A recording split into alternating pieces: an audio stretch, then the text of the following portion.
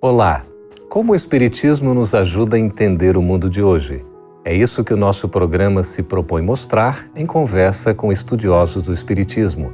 E o tema do nosso programa de hoje é solidão. Prepare-se, Entre Dois Mundos está começando agora.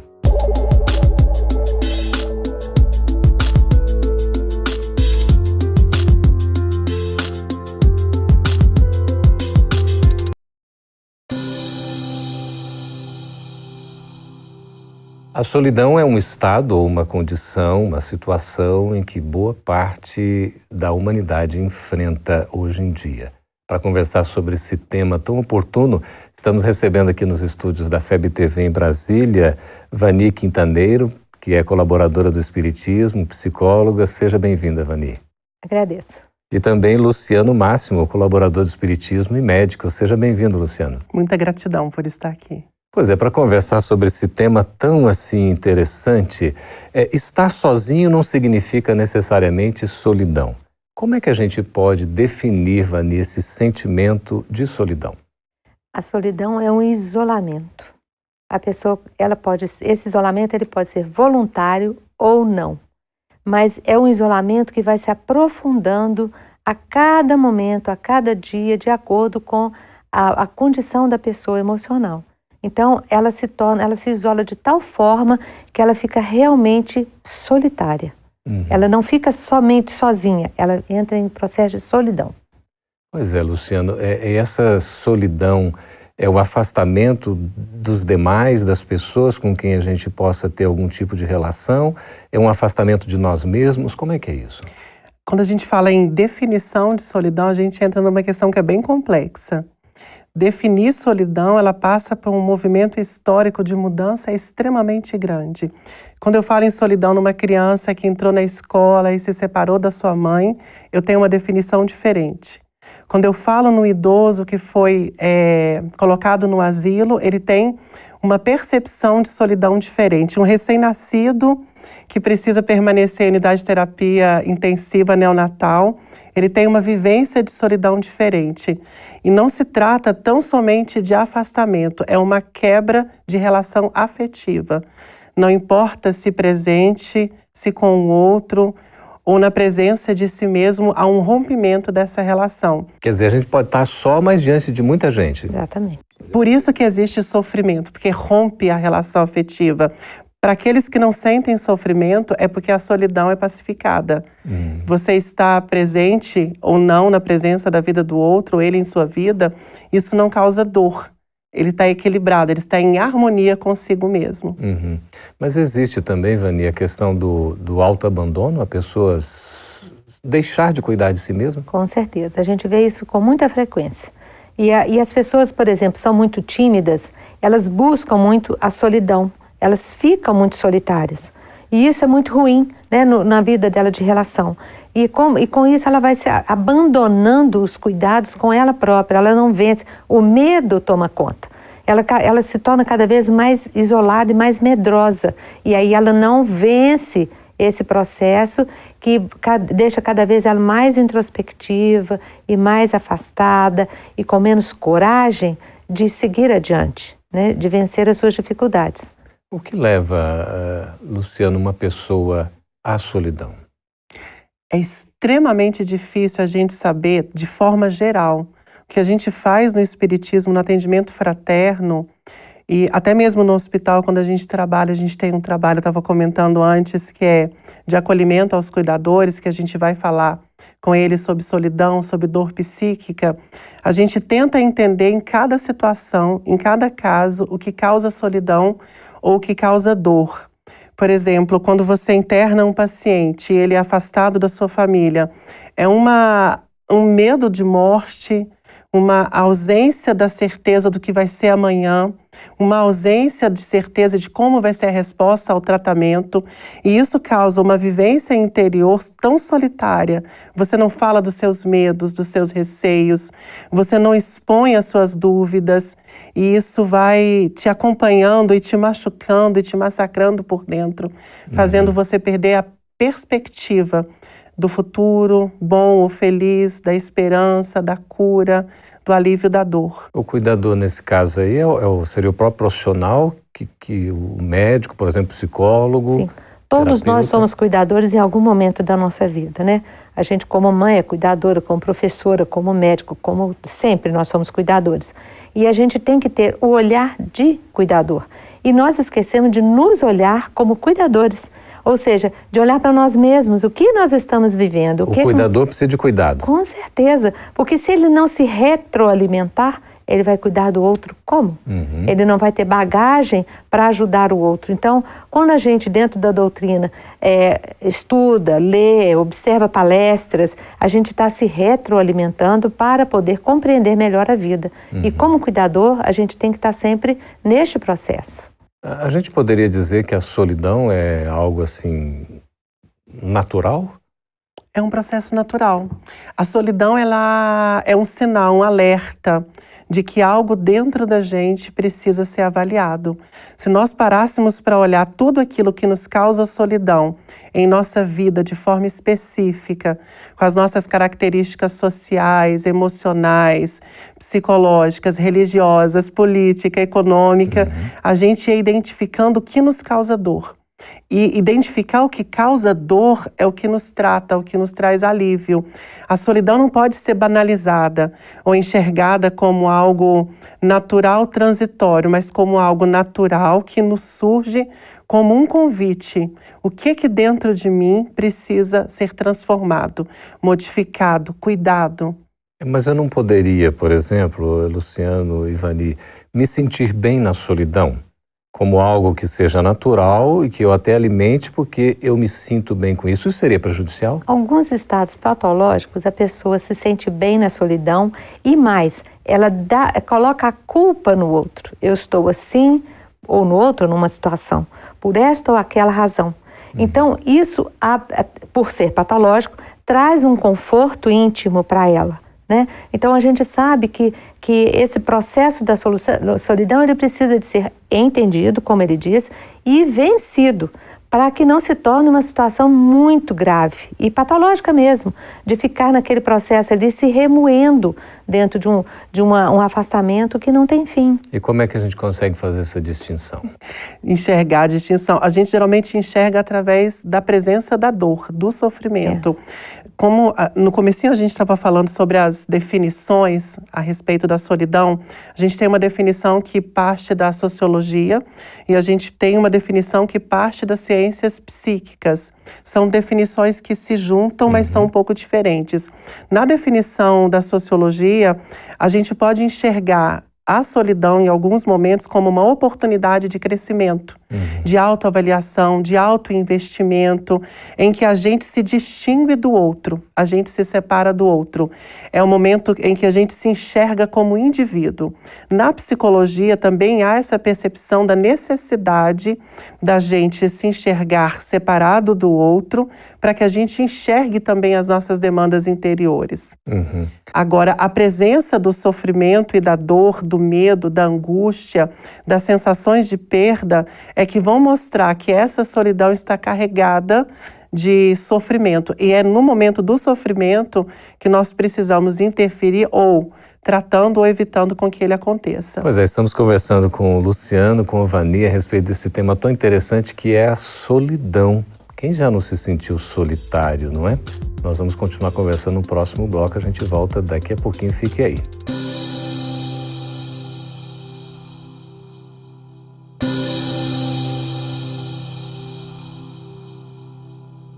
Estamos de volta com o programa Entre Dois Mundos, conversando sobre solidão. Vani e Luciano, a nossa produção preparou uma pergunta aqui muito curiosa. Diz o seguinte: hoje há uma preocupação constante em ser visto, fotografado, comentado, mesmo que de forma fictícia. Essa imagem irreal é o reflexo da necessidade de aceitação do outro e profundo reflexo de solidão? Na verdade, a gente deveria se refletir no outro, ou outro e ser importante para nós, para nos mostrar aquilo que precisamos melhorar.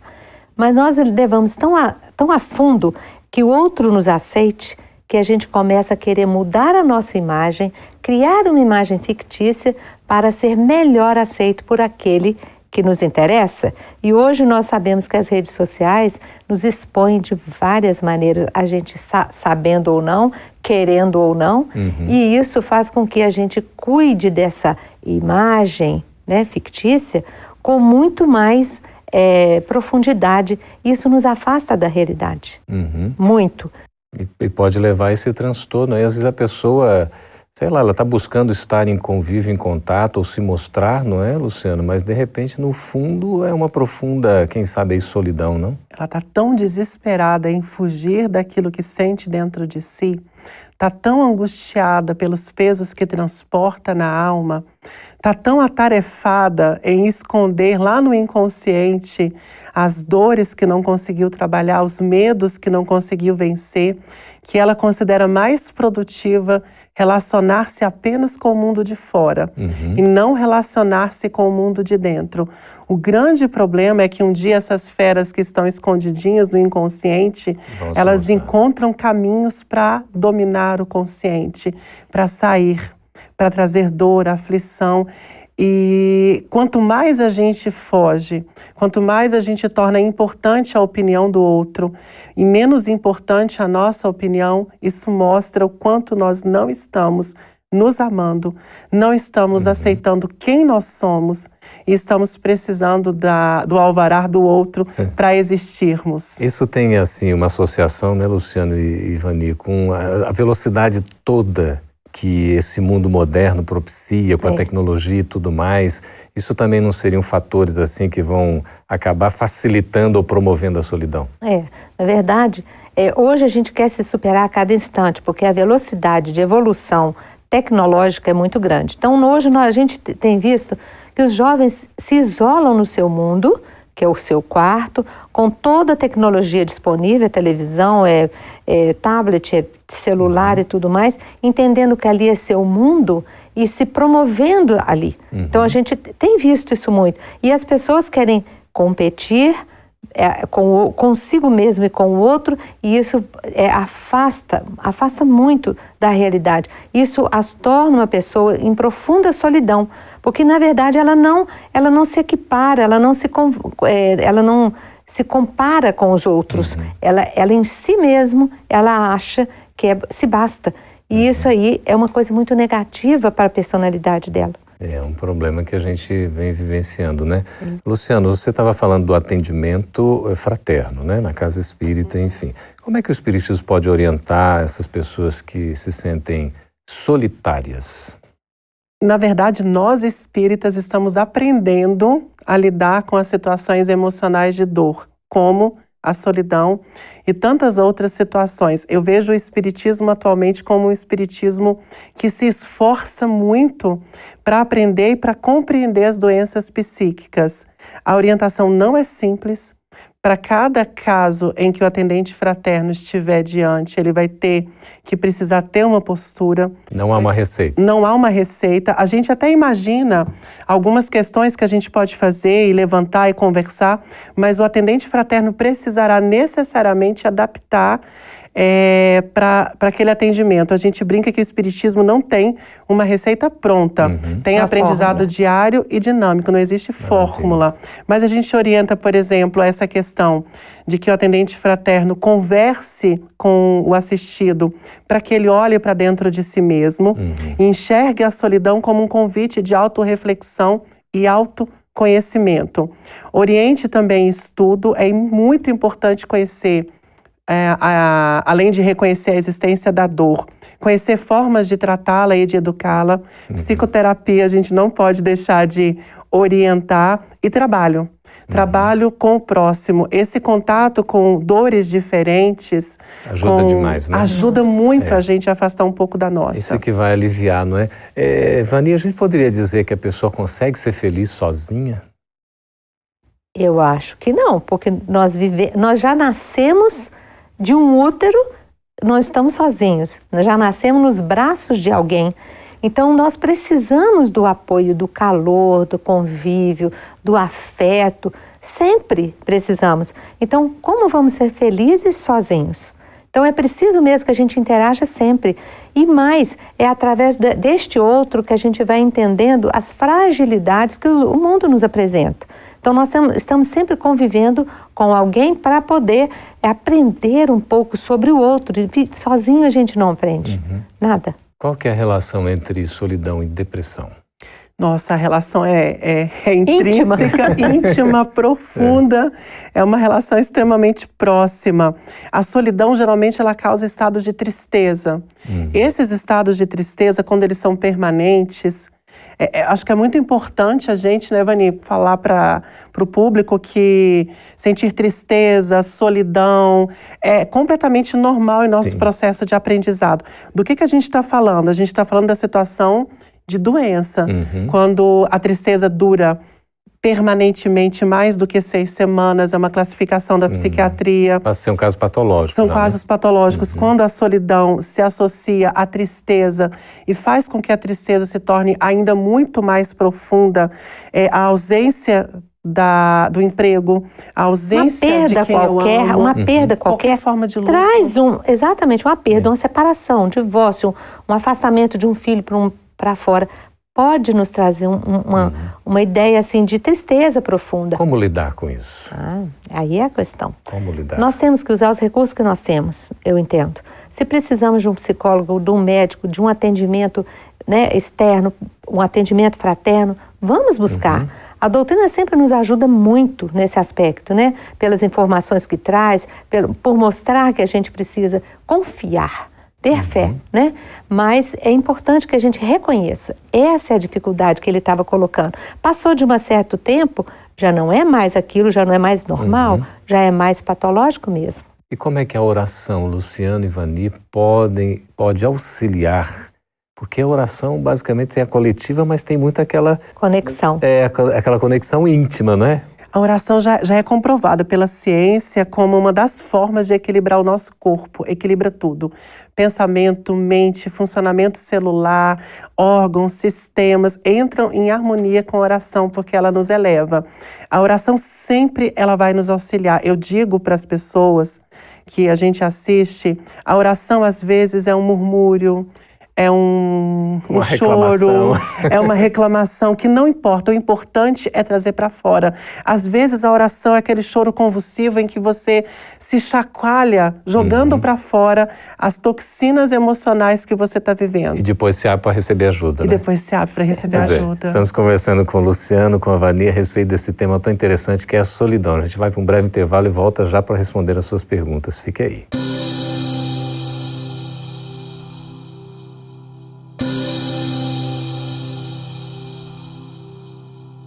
Estamos de volta com Entre Dois Mundos para conversar agora sim, respondendo as suas perguntas sobre solidão. É tão interessante, Vani e Luciano, que a gente tem uma diversidade, tanto de perguntas quanto de locais, né? O nosso programa acaba sendo assistido, né, acompanhado no Brasil e em várias também partes aí do mundo. Ivone Salles, de Cuiabá, Mato Grosso, Luciano, pergunta o seguinte: observo que meu filho, de 14 anos, não tem amigos. Como faço para ajudá-lo a ser mais social? Nossa, adolescência é um mundo novo, né? De explosões hormonais, pensamentos confusos, pensamentos às vezes muito desfocados. Não dá para ela trabalhar sozinha. Como ele tem um processo de isolamento, eu acho que a forma mais segura é ele fazer um acompanhamento com um psicoterapeuta, porque ele não vai abrir para a mãe ou para as pessoas da casa dele por que ele se isola, qual a dor que ele sente. É provável que ele traz dentro de si uma dor profunda, uma dificuldade imensa a ser tratada, e ele busque isolar-se porque não consegue lidar com essa dificuldade. Eu acredito ser imensamente importante a atuação de um psicoterapeuta. Inclusive, Luciano, há especialistas próprios, né, nessa fase, inclusive, Tem, né? a gente tem psicoterapeutas que se especializam na faixa etária pediátrica, na adolescência, para tratamento de adultos jovens, entre os idosos. Tem aqueles que se especializam para tratamento de algumas doenças, doença renal crônica. Cada doença, por exemplo, tem um aspecto de dor diferente. Que bom. Djalmira dos Santos, de Belém do Pará, pergunta o seguinte: como as pessoas tímidas podem enfrentar o problema da solidão? Eu acho que isso parte sempre de primeiro, um reconhecimento, depois de um esforço. Esse esforço é para buscar ajuda adequada. Então, se ela pode tem acesso, condições de buscar uma terapia, seria muito bom, porque a terapia vai começar a abrir caminhos, valorizar aquilo que ela tem de importante. E na valorização íntima, ela vai começando a se empoderar, como a gente fala, né? Para poder buscar novos relacionamentos, que não são fáceis. Às vezes, quando a gente começa a se relacionar com as pessoas, hoje nessa fase de bullying, de excesso de imagem, as pessoas se retraem cada vez mais. Então, ela precisa de ajuda, sim, de buscar um a um os pontos que ela pode melhorar, para ela poder crescer nessa e deixar para trás um pouco da timidez, porque ela sempre vai ser tímida.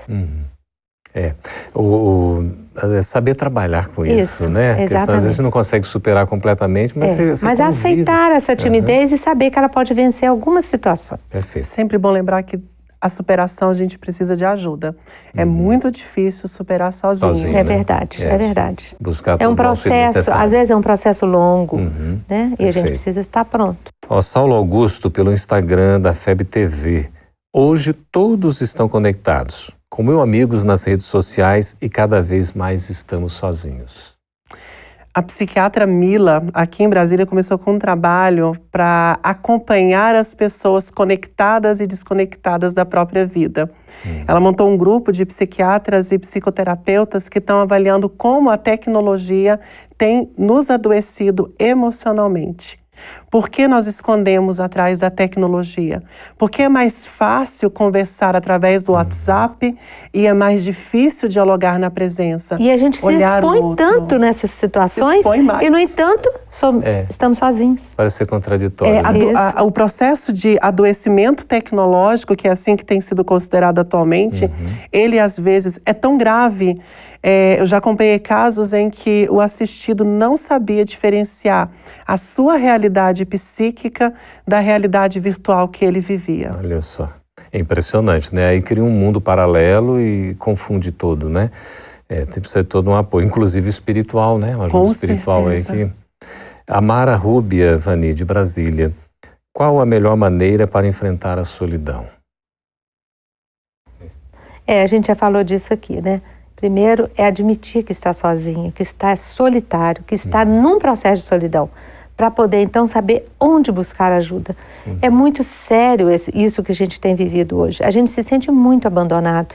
A gente precisa entender que nós nascemos sozinhos, entre aspas, morremos sozinhos, vivemos sozinhos, porque temos que fazer as nossas escolhas, temos que seguir a nossa vida, mas não estamos sozinhos. Nós estamos compartilhando o nosso mundo com muitas outras pessoas e podemos observar as pessoas para poder aprender com elas. Então, vencer a solidão é um processo de coragem mesmo, de observação, de humildade para buscar ajuda. E aí a gente vence. Passo a passo, né? Não é fácil, não é simples, leva tempo, né? Isso. A Jéssica Castellani, de São Paulo, pergunta assim: Luciano, como ajudar um filho adolescente que deseja o tempo todo em que está em casa ficar só no próprio quarto? Ela não tem exclusividade nisso, né? É interessante que hoje tiveram perguntas sobre adolescência e minha formação inicial é de pediatra. Pois não é casual. Trabalho com adolescência há bastante tempo. Primeira coisa é respeitar o espaço dele, tentar ter diálogo. Às vezes as mães e os pais querem impor comportamentos que distanciam cada vez mais. Procurar investigar e conversar sem ser invasivo, sem ser dominador e sem assustar.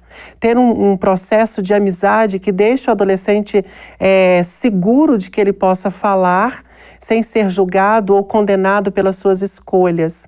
Ela pode se aproximar lentamente e viver experiências com ele que ele goste, estar com ele nos programas que ele goste, compartilhar com ele a vida que ele também gosta de viver. É assim que a gente se aproxima do adolescente. Não há como arrancá-lo do seu mundo e jogá-lo no meu. Eu preciso adolescer de novo, entrar no mundo do adolescente. Eu costumo falar com meus filhos que a gente não mora num hotel.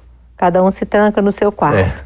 Vocês estão querendo separar da gente ou a gente separar de vocês? Então, são hóspedes. E na hora que eu comecei a falar isso, uma das minhas filhas já abriu a porta do quarto.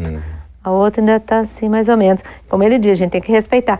Mas ela falou, tá vendo, mãe? Ela está no quarto, pois a porta está aberta. Então ela está ouvindo, ela está participando. da casa. A Joana de Ângeles tem uma frase que eu gostaria já de encaminhar aqui para o nosso encerramento devido ao tempo, que ela fala para a gente ser solidário para não estar solitário. Vocês poderiam comentar já encerrando, por gentileza? Eu acho que a gente tem que buscar ser solidário, não ficar esperando só que o outro seja conosco. Então a gente precisa fazer esse movimento de se envolver, de respeitar, de conhecer, de participar. Então, participar da dor do outro. Então, às vezes a gente quer só quando está com a nossa dor que o outro veja. E, na verdade, a gente precisa também ver a dor do outro. Amar. Amar cura. Amar cura todas as feridas. Amar redime todos os pecados. Amar diminui todas as distâncias. Amar cicatriza as nossas feridas sangrantes. Nos ajuda a nos respeitar, a estar com o outro. Trabalho no bem. É a melhor forma de tratar toda e qualquer forma de doença psíquica que a gente esteja vivendo, incluindo a solidão. Muito bem, conversamos aí com o Dr. Luciano, com a doutora Vani, agradecendo muito a participação de vocês aqui no Entre Dois Mundos. Muito obrigado. Essa gratidão. Agradecemos também a você que nos escreveu, fez as suas perguntas, sugestões. Continue fazendo sempre isso, é uma satisfação enorme estar na presença de vocês. E podem assistir esse programa e outros pelo canal Gotas de Luz. Estaremos juntos no próximo Entre Dois Mundos com um tema super atual e interessante. Muito obrigado.